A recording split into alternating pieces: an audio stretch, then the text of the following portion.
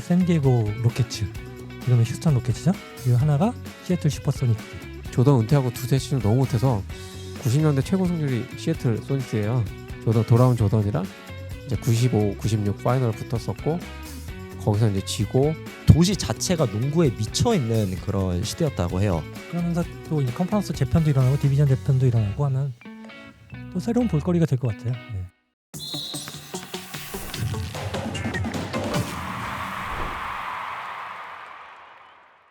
여러분 안녕하십니까. 드베베크 36회 시작하겠습니다. 오늘도 우리 가족들과 함께합니다.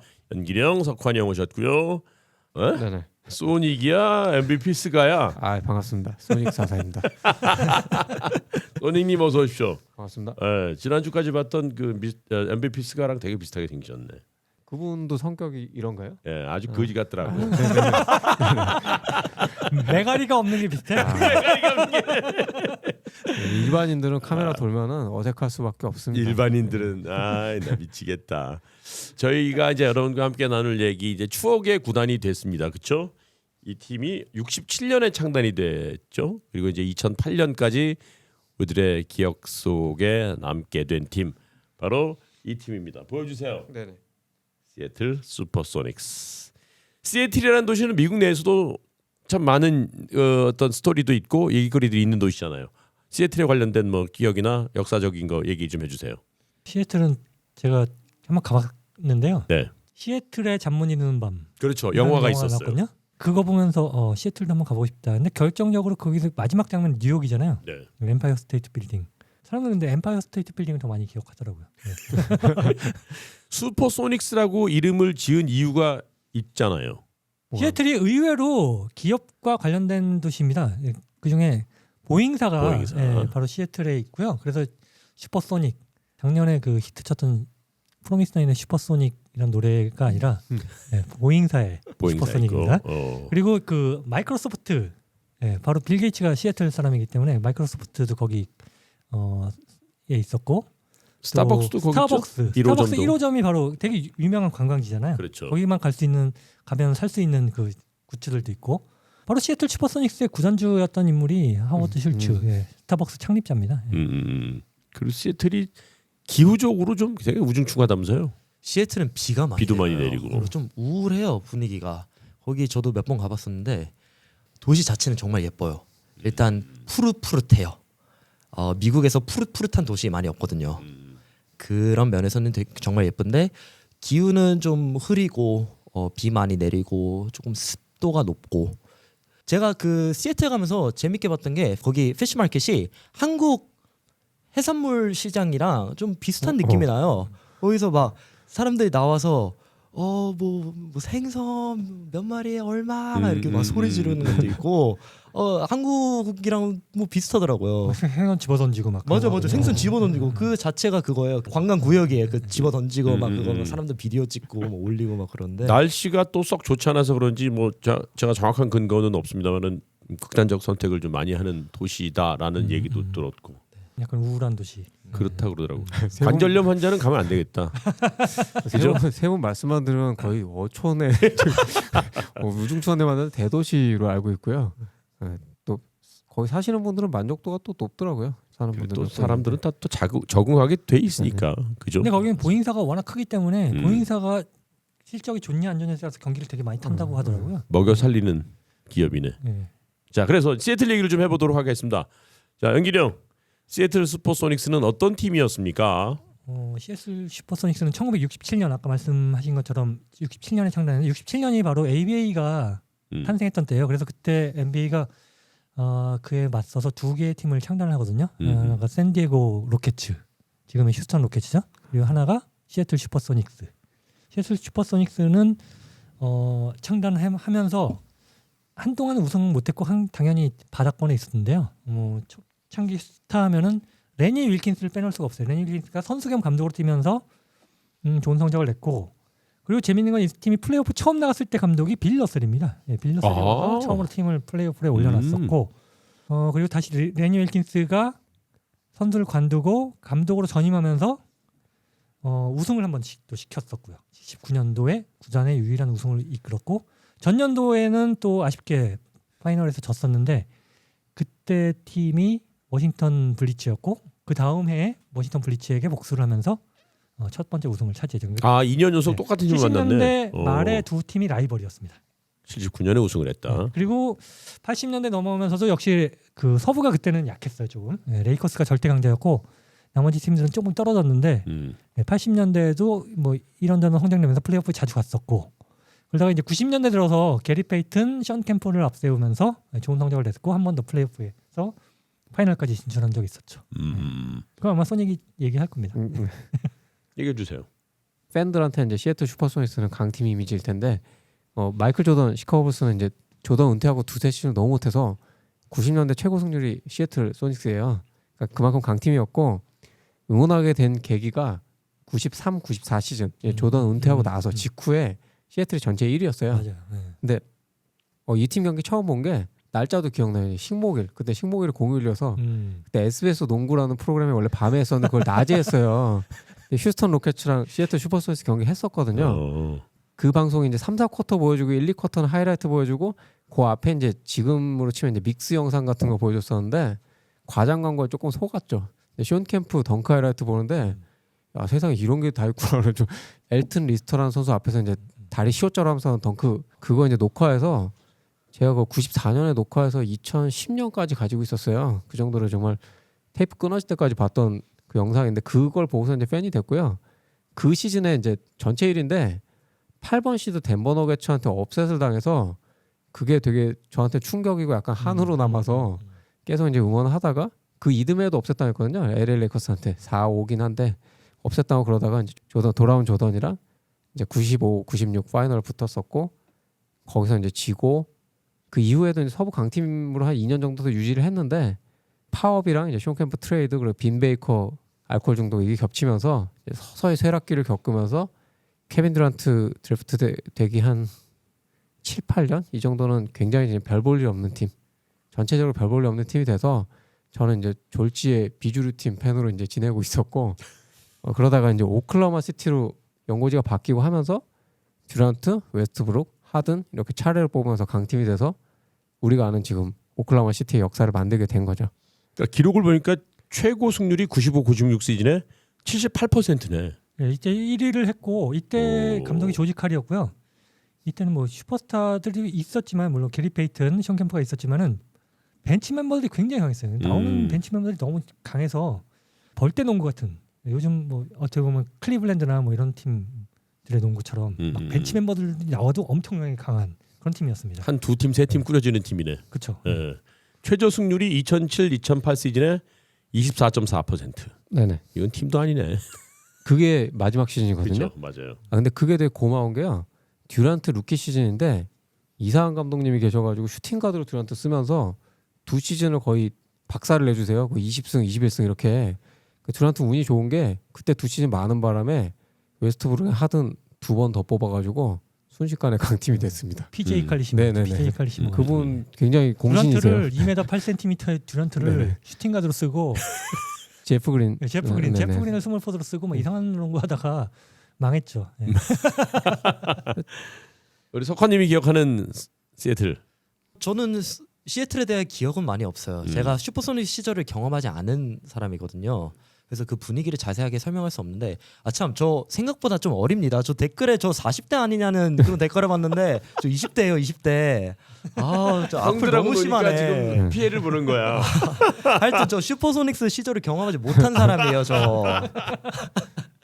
하여튼 이 촬영을 준비하면서 저는 이 회차에서 뭘 얘기할 수 있을까 고민하다가 제가 이제 미국에서도 오래 생활을 했으니까 대학교에서 만난 친구가 시애틀 주민이에요. 그래서 그 친구한테 물어보지 않고 그 친구의 아버님한테 통화를 했어요. 좀 길게 통화를 해서 여기저기 이런 슈퍼소닉스의 썰들을 조금 들었는데 친구 아버님이 69년생이세요. 근데 그 첫 우승이 79년도였잖아요. 그래서 우승에 대한 기억나는 건 많이 없고 프레이드를 갔었는데 다운타운에 사람들이 너무 많았던 것만 그 기억이 난다고 해요. 심지어 도로에는 다닐 자리가 없어서 사람들이 빌딩 위에 올라가서 그 발코니에 이렇게 걸터 앉고 좀 많이 위험하죠. 중간중간에 그 창문 발코니에 걸터 앉은 게 그게 정말 흔했다고 해요. 엄청 시끄럽고 막 사람들이 소리 지르고 있어서 재밌었지만 그거 말고 별 다른 기억은 없었다고 하네요.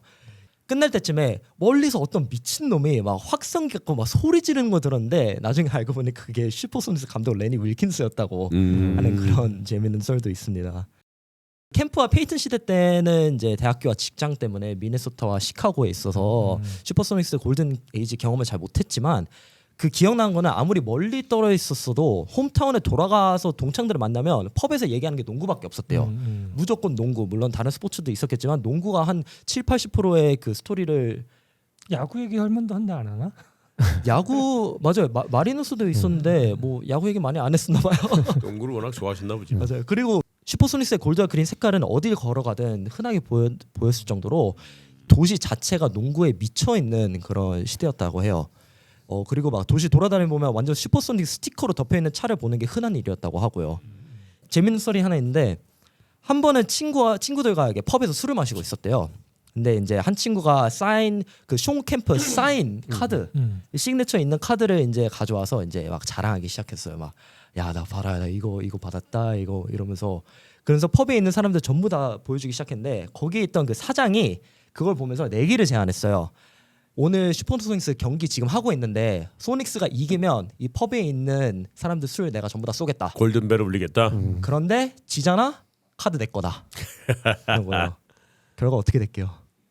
졌어요. 좋겠지. 졌어요. 그래서 카드 뺏기고 근데 그 친구는 완전 그 만취 상태였거든요.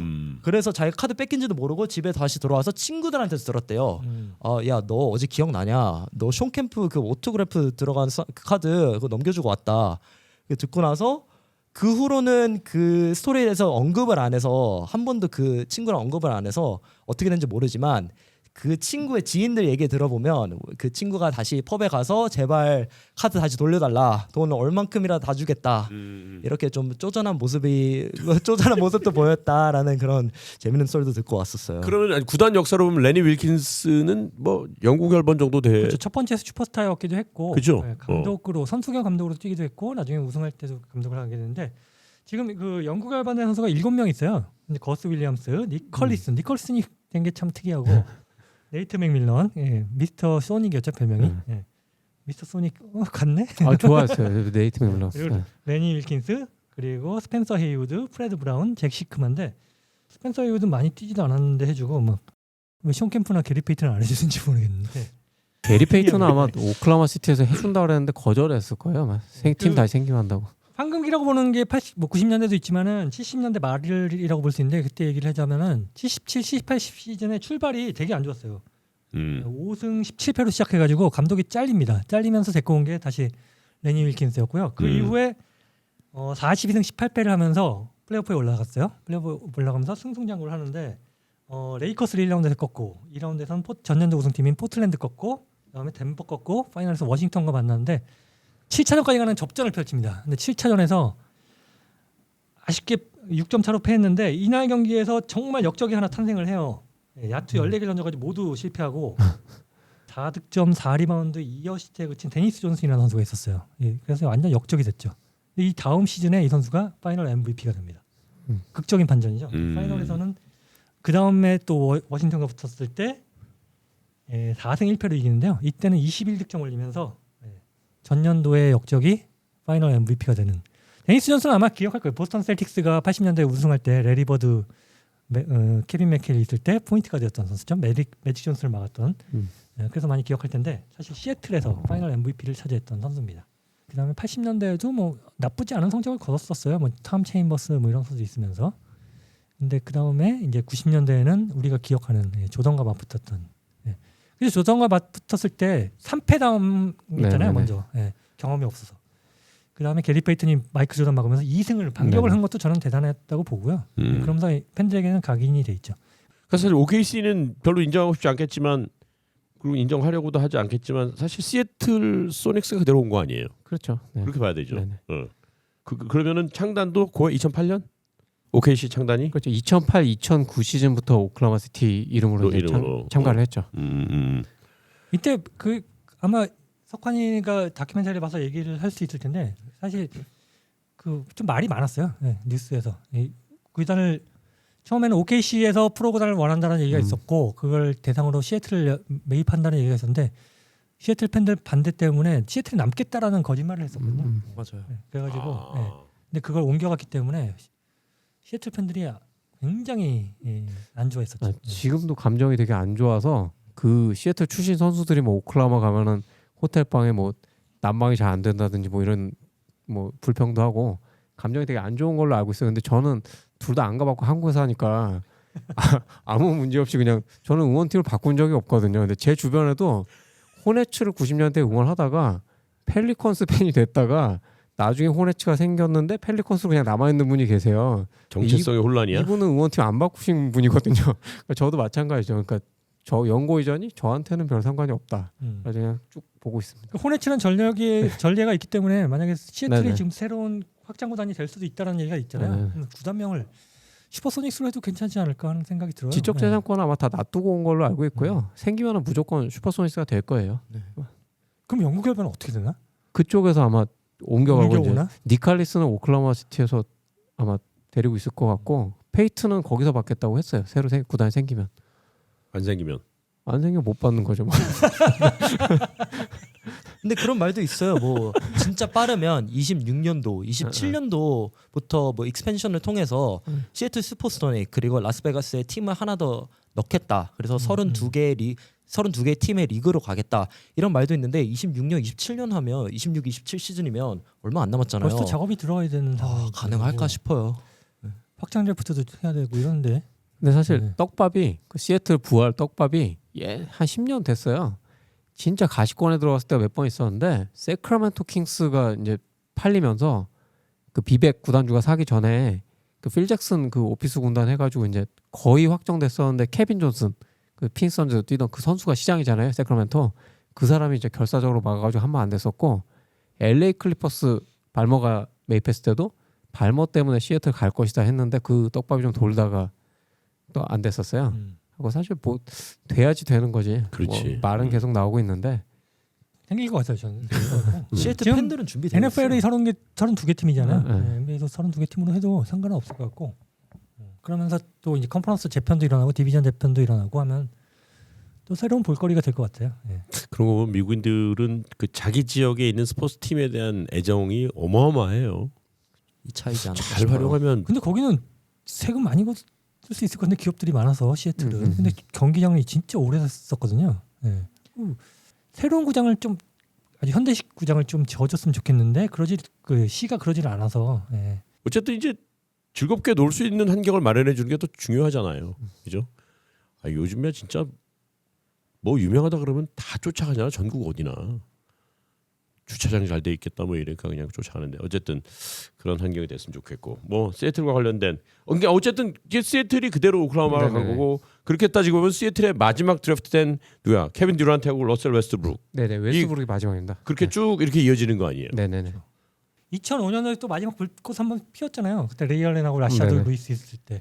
정말, 서부 컨퍼런스 네. 준결승까지 갔을 때도 무서웠어요. 네, 그때도 샌앤토니오에게 2패를 당한 다음에 2승을 따냈는데 그러니까 레이 알란이랑 라샤드 루이스 그 당시에는 이제 3점 시대가 아니었기 때문에 요 선수 둘을 가지고서 3점 위주로 인사이드 공격력이 아예 없는 팀이고 스크린 앤 롤 이게 2명 가지고 농구를 했었기 때문에 알라 쌍포라고 했던 거고요.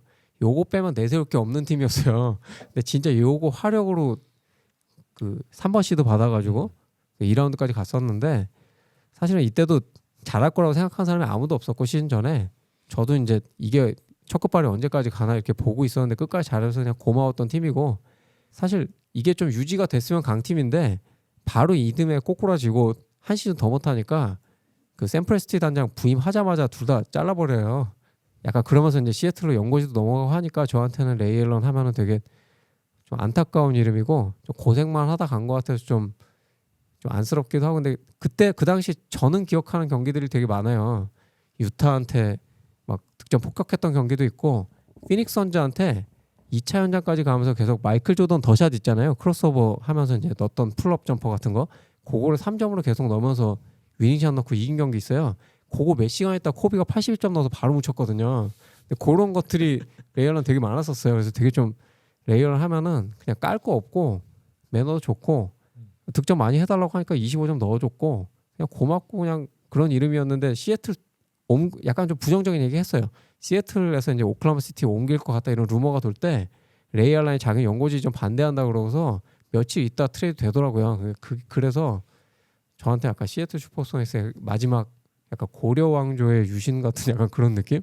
되게 저는 정몽주. 네, 저는 좀 그래서 보면 좀 안쓰러운 마음이 있어요. 그래서 가고 나서 되게 잘 되길 바랬었고 보스턴에서 우승했을 때 되게 다행이라고 생각했었고 레이 알런 그냥 조금의 아쉬운 기억도 없이 그냥 순수하게 좋아했고 뭐 즐거웠던 선수예요. 이런들 어떠하리 저런들 어떠하리. 라샤드 루이스는 또 올랜도 매직 가서 먹튀로 되게 돈을 너무 많이 받아가지고 먹튀로 되게 나중에 유명해졌잖아요. 근데 라샤드 루이스는 제가 그렇게 생각보다 드래프트인데서 정이 별로 없는데 레이 알런은 참 생각하면은 레이 알런 같이 응원했던 그 사람도 지인도 있었는데 둘이 되게 좀 그냥 승패 이런 거 기대 안 하고 레이 알런 잘하길 바라면서 그냥 조마조마하게 봤던 기억도 있습니다.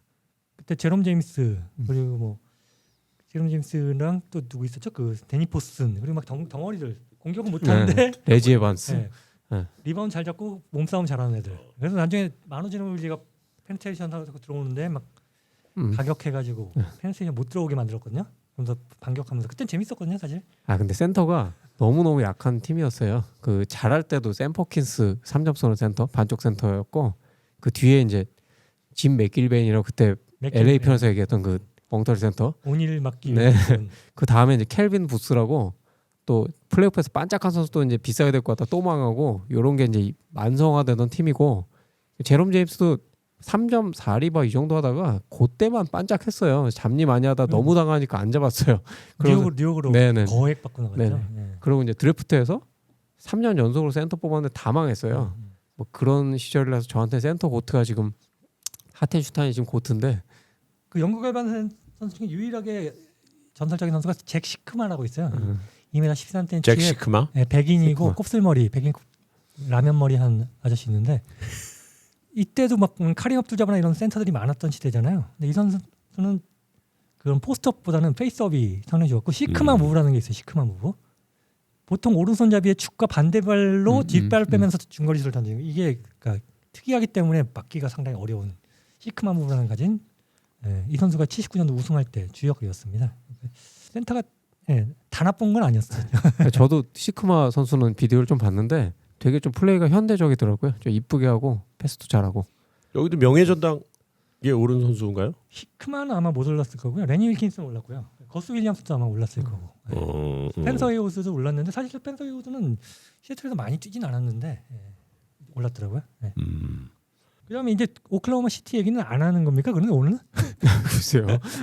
지금까지 내내 했잖아 우리. 마지막에 파이널에 오르는 때 얘기도 해도 괜찮을 것 같은데 11, 12 시즌. 아, 얘기가 많을 것 그러니까 이제 같은데. 90년대 이제 저는 이제 초중학교 때는 이제 즐겁게 강팀을 누리다가 대학생 되고 날 때까지 이제 별 볼 일 없이 좀 빌빌거리는 팀을 보다가 30줄 이제 들어갈까 말까 할 때 이제 오클라호마 시티가 굉장히 강팀이 됐죠. 그 감독님 덕분에 로터리 픽 2명을 더 뽑아서. 아 근데 사실 이거는 프레스트 단장이 지금 팀은 진짜 혼자 하드캐리에서 다 만들었는데 그때는 진짜 저는 그 감독님 공이 더 크다고 생각을 해요.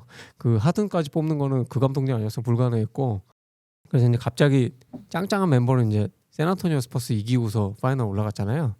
아 그때 진짜 매년 성적이 계속 좋아졌어요. 1라운드 탈락, 그다음에 컴파 탈락, 그다음에 파이널 진출.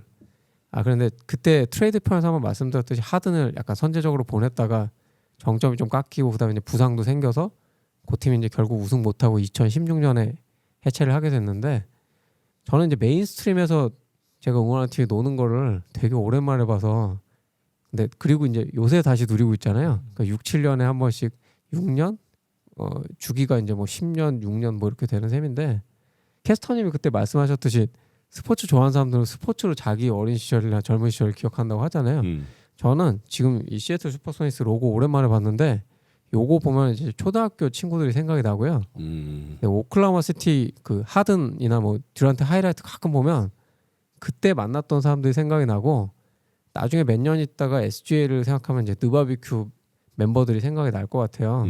그래서 좀 계속 얘기 듣고 이제 하면서 그냥 지금은 뭐 깊은 얘기보다 약간 좀 뭐랄까 아련하다 뭐 이런 생각 사람들도 좀 생각이 많이 나고 그냥 농구로 같이 살아온 인생 같아서 좋았던 사람들이 많이 생각이 나네요.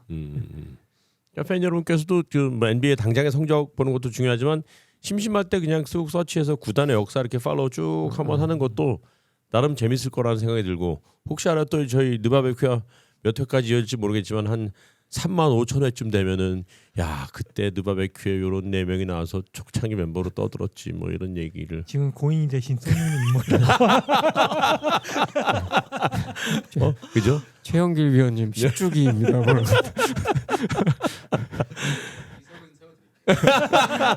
그런 날이 있지 않을까. 근데 그 역사라는 건 하루아침에 이루어지는 건 아니잖아요. 그죠? 그간에 많은 사람들의 노력과 공이 있었기 때문에 그런 스토리도 이어지는 게 아닐까 해서 오늘 우리 소닉이 좋아하는 OKC 얘기를 하면서 자연스럽게 시애틀 얘기까지 했습니다.